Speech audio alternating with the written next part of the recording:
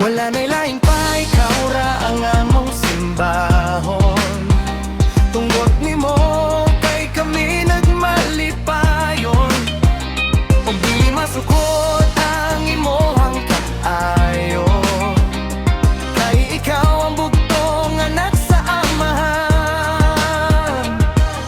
Ang ato ang Ginoo, perming nagalantaw, gikuyugan ta permi sa atong mga lakaw. Kita kay gimahal, bisag kita makasasala. Sampiton ra siya kung kita makasalala. Ang iyang mga pulong dapat paminawon, para atong kalag mabusog o kita makaton. Naa sa Biblia, tanang mga tubag, ang dugma niyang balaan sa ato ihatag. Kita magpasalamat sa mata adlaw nga pagbangon. Kita makalakaw ug bastog gihapon, isurrender ang tanan sa ato ang Ginoo. Sa imong kinabuhi siya maghatag og kabago. Maunang sampita ang ato ang Ginoo, paghinulsol sa mga nabuhat nimo. Ihilak ang tanan, ayaw ug kauhaw, kay anak ka sa Ginoo nga wala gyud makalabaw. Alilang pa, ikaw ra ang among simbahon.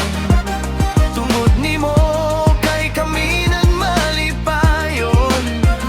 Og dili masukot ang imong kaayo, kay ikaw ang bugtong anak sa amahan.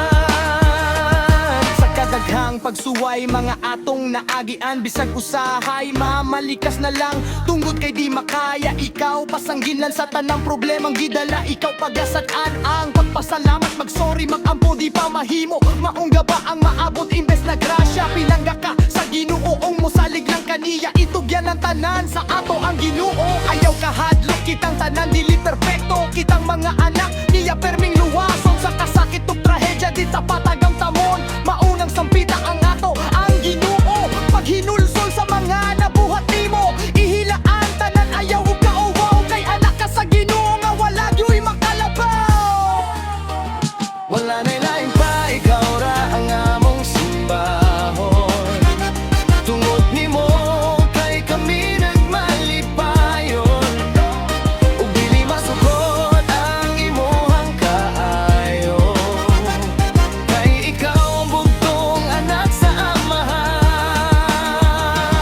Maong sampita na ra siya permi sa atong kasing-kasing ug di nakadepende. Ang iyang pagdagat kay parehat ang tanan, basta kinising kasing pagtawag sa iyang pangan. Ihatag niyatan ng tinuod nagugma, bisan na wala pa ang iyang presensya. Taas pasensya hangad sa taas, walay makalabaw sa atong manluluwa.